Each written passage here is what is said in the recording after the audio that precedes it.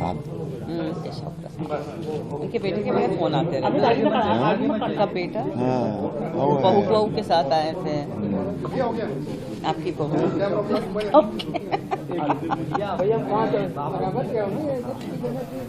चलिए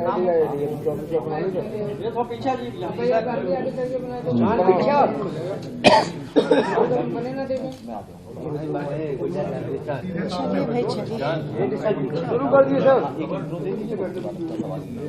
phone record कर रहा है।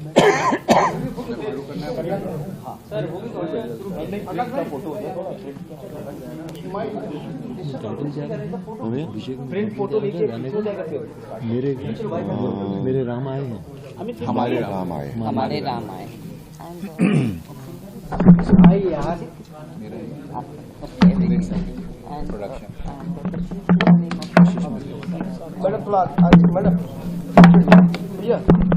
तो मंदिर के निर्माण के बाद भी मुझे नहीं लगता कि ज्यादा परिवर्तन होगा, क्योंकि राम लल्ला की प्रतिष्ठा कर रहे हैं।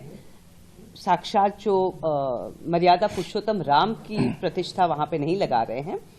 तो हिंदुस्तान के लोगों ने, भारत के लोगों ने बहुत प्यार दिया है हम सभी को, रामायण के सभी किरदारों को, और मुझे लगता है ये वो कंटिन्यू करते ही रहेंगे और ऐसा प्यार हमें मिलता ही रहेगा।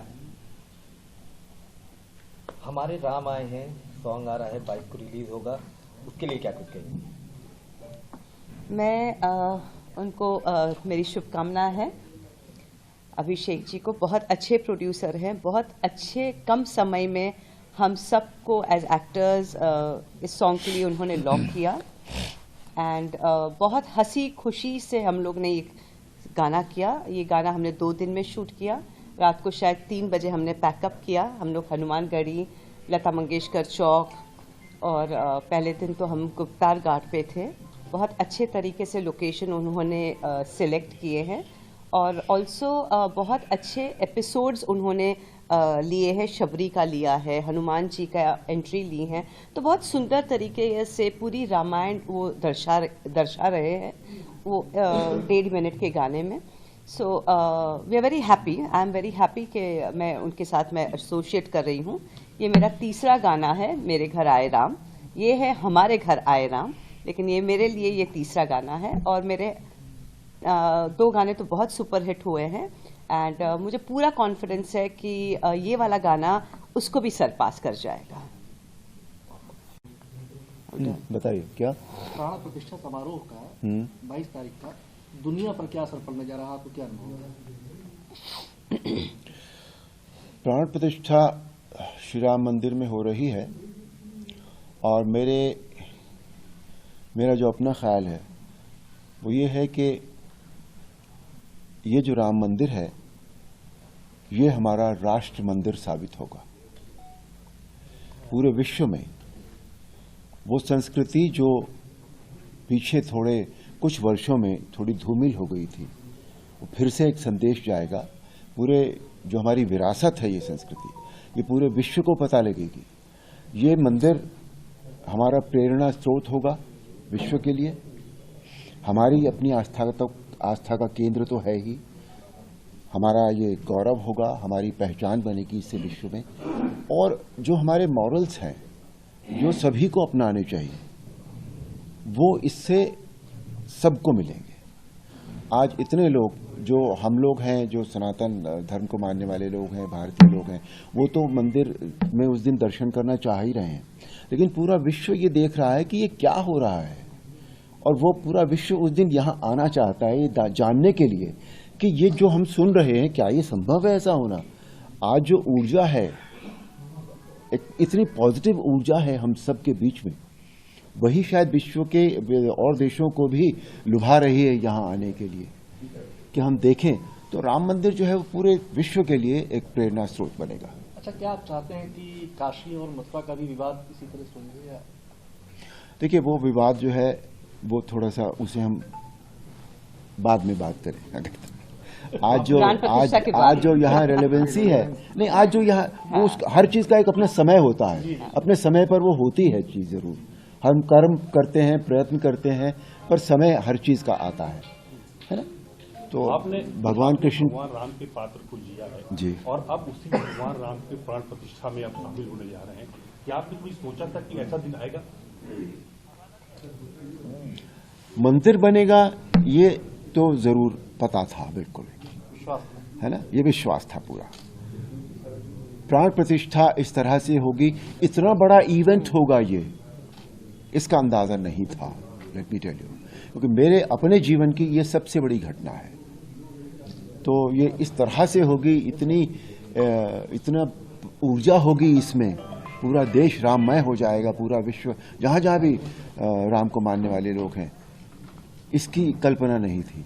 इसलिए ये जो अनुभूति है ये बहुत सुखद अनुभूति है, बिल्कुल, कि हम एक ऐसे पल के साक्षी बनेंगे जिसके विषय में हमने सोचा नहीं था कि उसका मैग्नीट्यूड इतना होगा, इतना बड़ा होगा। सुनील जी आपने तो भगवान राम के अनुज का किरदार निभाया था जी और आप उसी मंदिर में आप जो प्राण प्रतिष्ठा होने जा रहे हैं, क्या आपने कभी सोचा था कि इस किरदार को निभाने के बाद हम सिर्फ उस मंदिर में जहाँ प्राण प्रतिष्ठा हो रही जहाँ भगवान ने जन्म लिया था वहाँ आप पदार्पण करेंगे? आप नहीं, बिल्कुल नहीं सोचा था इस तरह का। पर ये सौभाग्यशाली मैं आपको समझता हूँ कि इस तरह का मुझे इस प्राण प्रतिष्ठा में आने का मौका मिल रहा है और बहुत कुछ जो मैं नहीं जानता था उसको जानने का भी मुझे अवसर मिल रहा है। और जो मैं समझता हूँ कि ये प्राण प्रतिष्ठा है या जो माहौल बना हुआ है इस समय, बहुत धार्मिक है, बहुत सकारात्मक है और ये विश्व को बहुत सकारात्मक भावना देगा और डेफिनेटली वो सकारात्मकता जो है वो विश्व में उत्पन्न होगी, इससे इसकी एनर्जी इतनी ज़्यादा होगी।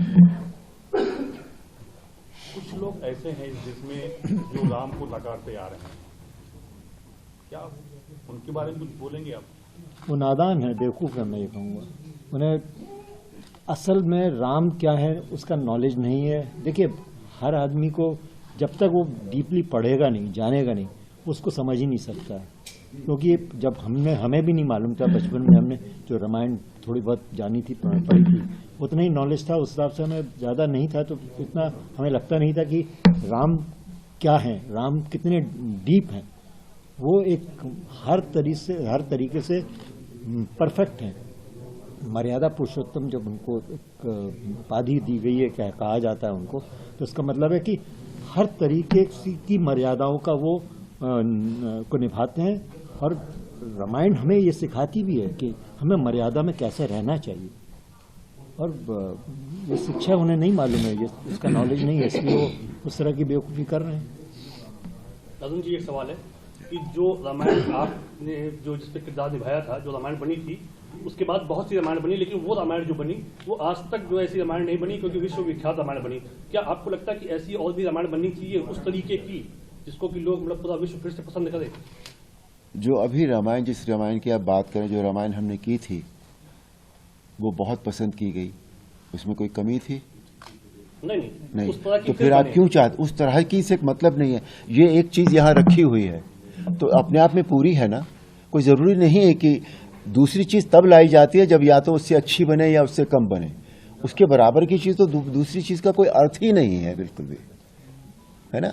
और बाकी तो भविष्य की बात पता नहीं भाई, राम जी क्या चाहेंगे, क्या उन्होंने सोचा होगा, क्या डेस्टिन्ड है, वो नहीं पता मुझे। पर जब एक रामायण है तो अभी तो दूसरी की आवश्यकता नहीं लगती मुझे कोई भी।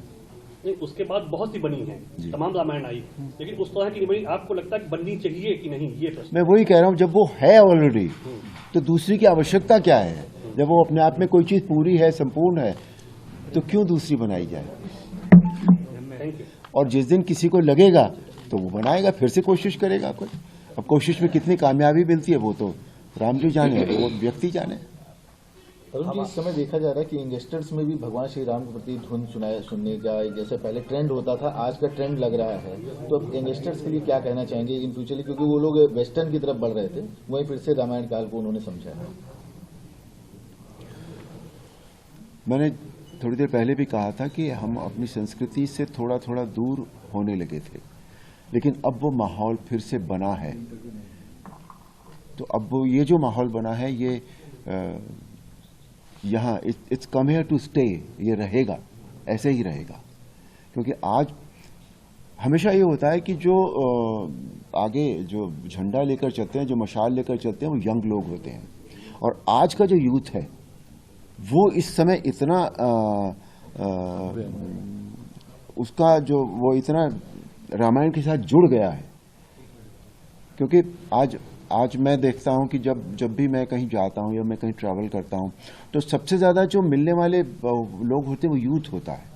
तो अगर यूथ ने इस बात को समझ लिया है, यूथ अट्रैक्ट हो गया है उस तरफ, तो फिर ये बहुत दूर तक जाएगी। हमारे राम आए हैं गाने के बारे में कुछ जानना चाहेंगे आपसे? जैसा मैंने मोटा मोटी शुरुआत में बताया कि ये एक बहुत ही बड़ा ओकेजन है जब ये तीनों महान कलाकार एक साथ आए हैं, जो हमारे मन मस्तिष्क में भगवान राम, माँ सीता और लक्ष्मण के रूप में स्थापित हैं। तो हमारा ये प्रयास है कि हम जो ये